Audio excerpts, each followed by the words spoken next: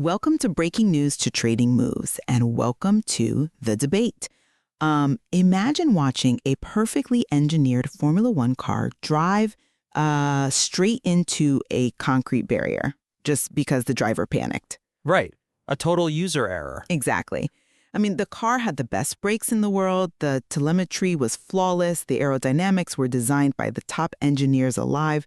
But, none of that mattered when the human behind the wheel just froze. And in the financial markets, that exact crash happens every single day. Yeah.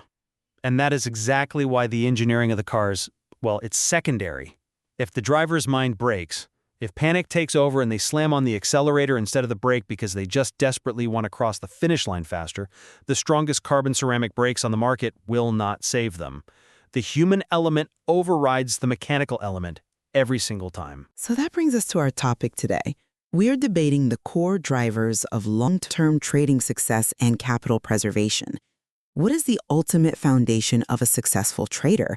Is it the strict adherence to mechanical, mathematical risk management formulas? Or is it complete psychological discipline and detachment from financial outcomes? Right. And I take the position that structural, mathematical risk parameters, things like absolute limits on capital exposure, volatility-adjusted stops, these are the primary safeguards against failure. The math is what actually keeps you alive when your emotions inevitably fail. And I will argue that psychological mastery and a process-oriented mindset override any mathematical model. Because outcome-focused emotions will inevitably cause a trader to bypass their own rules. I mean, a mathematical formula can't execute itself. A compromised, desperate mind will always find a way to break a perfect system. Okay, but the entire premise of mechanical risk management comes down to the undeniable cold reality of market mathematics, specifically the mathematics of drawdowns. We know that drawdown recovery is not linear. No, it's geometric. Exactly. If you have a $100,000 account and you lose 10%, you are down to $90,000. To get back to break even, you do not need a 10% gain. You need an 11.1% gain, which is, mathematically manageable for a professional. Right, manageable. But the math gets exponentially worse as those losses compound. Exactly, my point. If you suffer a 50% loss dropping to $50,000, you need a 100% gain just to get back to where you started. If you lose 90%, you need a 900% gain. That is virtually impossible for any trader to achieve. Sure. They insulate a trader from this mathematical risk of ruin. Paul Tudor Jones constantly emphasized that trading is about playing elite defense, not offense. You have to mechanically guarantee your capital preservation because the math is entirely unforgiving. Well, the math is unforgiving, yes, but a mathematical risk limit only works if you actually honor the stop loss when the price hits that level. Your models assume execution in this perfect emotional vacuum. Not a vacuum, just a disciplined environment. But let us look at behavioral finance, specifically prospect theory and loss aversion. Daniel Kahneman won a Nobel Prize for this exact concept. Humans are not rational calculating machines. We are emotional creatures, neurologically wired to feel the pain of a financial loss twice as intensely as the joy of an equivalent gain. Which is why trading is so incredibly difficult for beginners. It goes way beyond difficulty. When a trade goes against you, the psychological pain is intense. It's all-consuming. That pain triggers an actual fight or flight response. The brain literally goes into a state of threat response.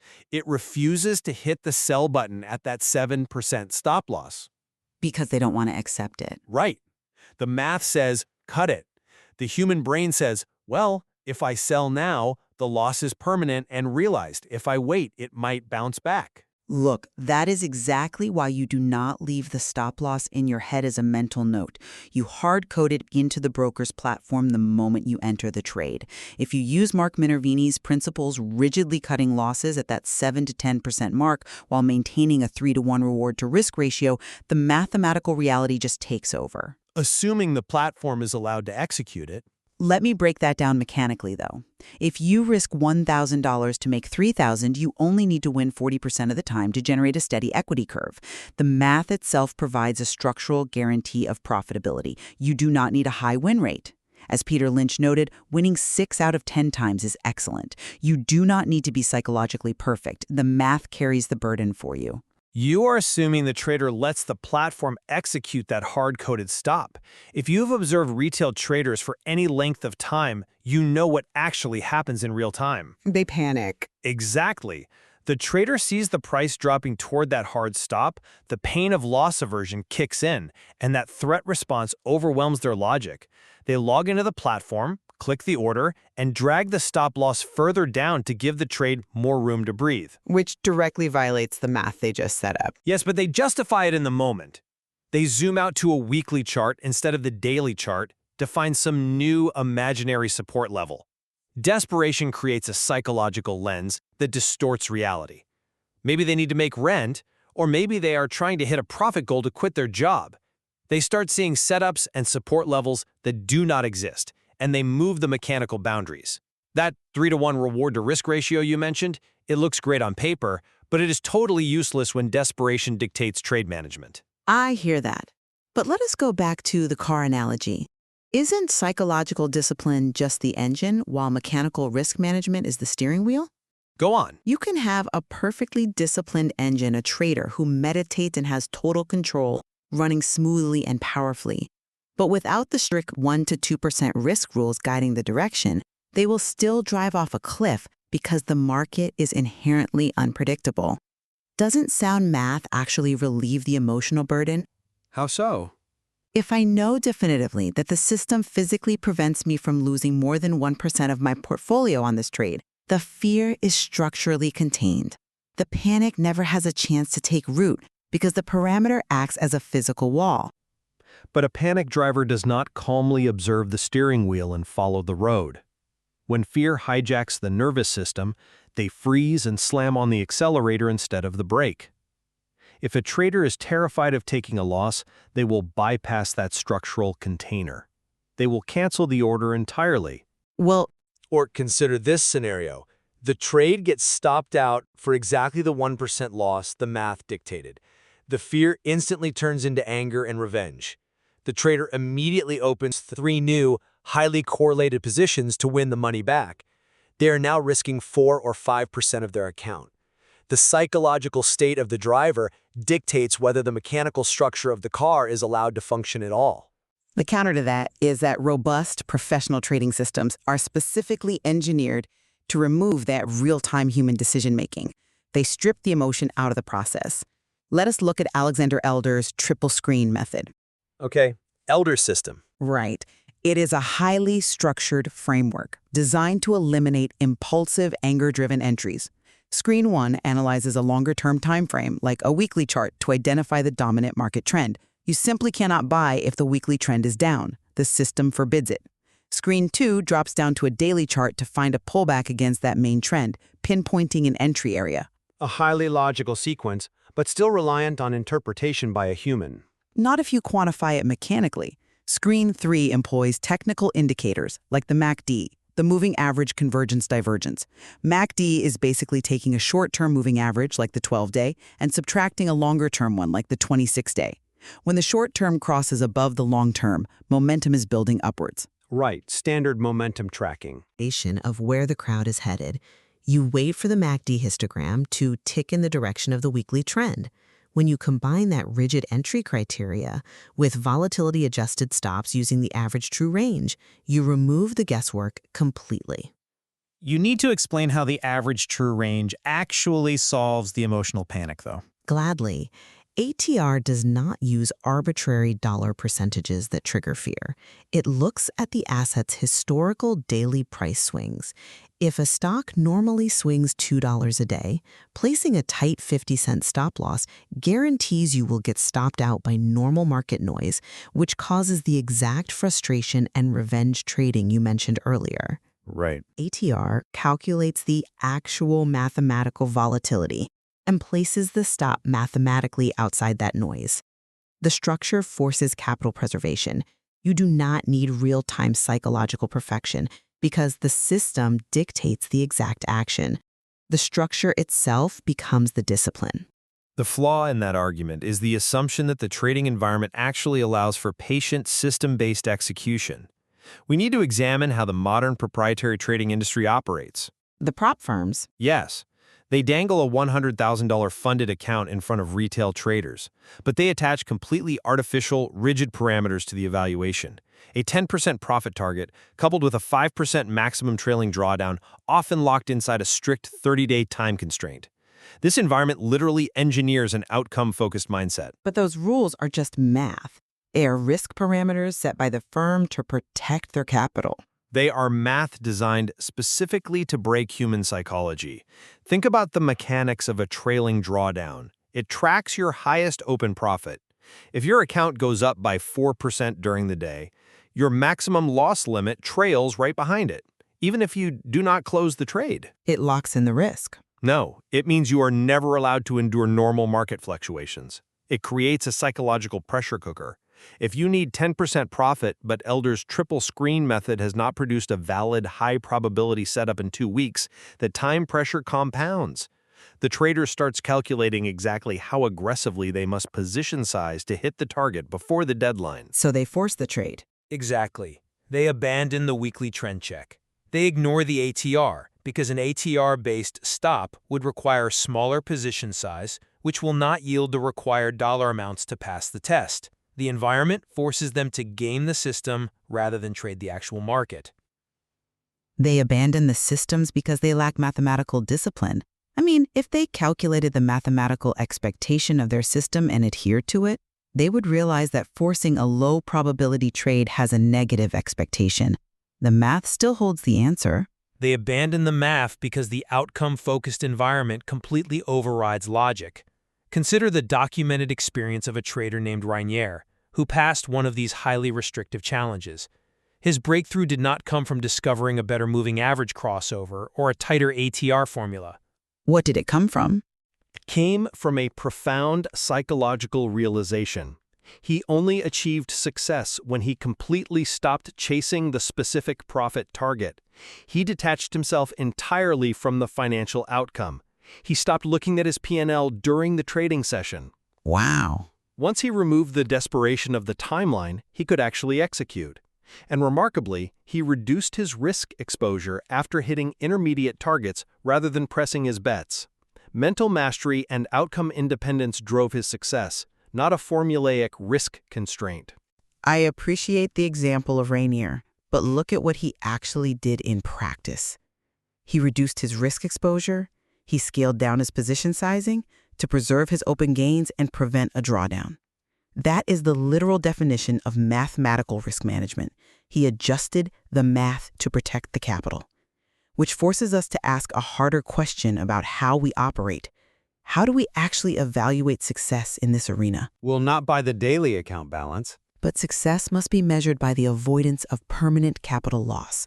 Warren Buffett's famous first rule of investing is to never lose money, and the second rule is to never forget the first. Seth Klarman built his entire philosophy around downside protection. The financial scorecard, the actual profit and loss statement, is the only objective reality in the market. I completely disagree. If your psychology is flawless, you are completely calmed, you feel absolutely no anxiety, but your P&L is consistently negative. Your system has failed. The cold, hard numbers are the absolute arbiter of reality. You cannot pay your mortgage with a serene mindset. Evaluating success strictly by P&L is a serious trap. P&L is a lagging and often highly deceptive indicator of skill. In the short term, markets are dominated by randomness. I look at a process-focused metric. Let us say a trader executes 10 flawless A-plus setups. Okay. They follow the triple screen method perfectly, they size correctly using ATR, they manage the trade exactly according to their plan, but they lose money across that sample due to standard market variance. Maybe an unexpected news event spikes volatility and hits their stops. That is a highly successful week. Wait, a successful week where their account drained? Yes, because their process remained entirely intact. They proved they can execute under pressure. Now look at the inverse. A trader gets bored or frustrated. They take forced, impulsive, mediocre trades with terrible risk-to-reward ratios. But the market randomly bails them out. A sudden, unexpected surge pushes the trade into profit, and they make money. That is a critical failure. Because they got lucky instead of being skilled. Because making money on bad execution is the most dangerous thing that can happen to a trader. It triggers a dopamine release that reinforces terrible habits. The brain learns that breaking the rules leads to a financial reward. That positive reinforcement on bad behavior will eventually lead to a total account blowout when the market stops bailing them out. Process must be the only metric of success. The flaw in measuring process over P&L is precisely what you just mentioned, variance. If you suffer a large drawdown while perfectly executing your process, the psychological trauma is profound precisely because the mathematical reality of recovery is so steep. Which requires mental fortitude. You are asking a trader to endure a steady draining of their account while telling themselves they are doing a great job. By ensuring that absolute mathematical boundaries are hard-coded into the execution platform, like physically restricting the account from risking more than 2% a day, you ensure that variance cannot permanently remove you from the game. The math protects the trader from their own fallibility and from market randomness. But you only respect the physical restriction if your emotional control is absolute. If a trader hits a hard-coded daily loss limit, what happens? If they lack psychological mastery, they do not calmly walk away from the screens. They log into a different broker. Well, they shouldn't. They open an alternative account. As soon as a trader experiences consecutive losses, the cognitive bias of revenge trading kicks in. The mind thinks, I just lost 2% 3 times in a row. The market owes me. I need to risk 6% right now in this next setup to get back to break even. Without absolute emotional detachment and a process-driven execution, those mechanical boundaries will inevitably be bypassed. The psychological foundation must be built first, or the mathematical house collapses under pressure. We have covered substantial ground today. The core argument here comes down to which element holds the structure together when the pressure peaks. The cold mathematics of risk management and drawdown recovery establish the hard boundaries of survival in the markets. Metrics like the strict capital risk limit, volatility-adjusted stops using actual market data, and positive reward to risk expectancies are not merely suggestions. They are the structural physics that keep an account alive regardless of temporary emotional fluctuations or short-term market variance. And my position remains that without absolute emotional detachment and process-driven execution, those physical structures are meaningless. The human mind, when pressured by financial outcomes, fear of loss, or the desire to pass an industry challenge, will actively bypass the math. True mastery requires treating the financial outcome as secondary to the flawless execution of a proven process. You must master the mind before you can ever trust the math. We do find a strong point of convergence here, though. Both of us agree unequivocally that capital preservation is paramount above all else. Furthermore, amateur traders consistently fail because they focus on offensive profit chasing rather than defensive longevity. They prioritize making money today over surviving to trade tomorrow. Absolutely. The market does not care about your timeline, your bills, or your financial needs. Approaching the market with desperation is a guaranteed path to ruin. We leave it to the listener to evaluate which foundation, the mechanical mathematics of risk or the mental mastery of emotional detachment, must serve as the true starting point for their own practice. There is much more to explore within these methodologies. When you are operating in highly volatile environments, staring down a sequence of losses, you must decide what you trust more, the mathematical expectancy of your system or the absolute calm of your own mind telling you to stick to the process.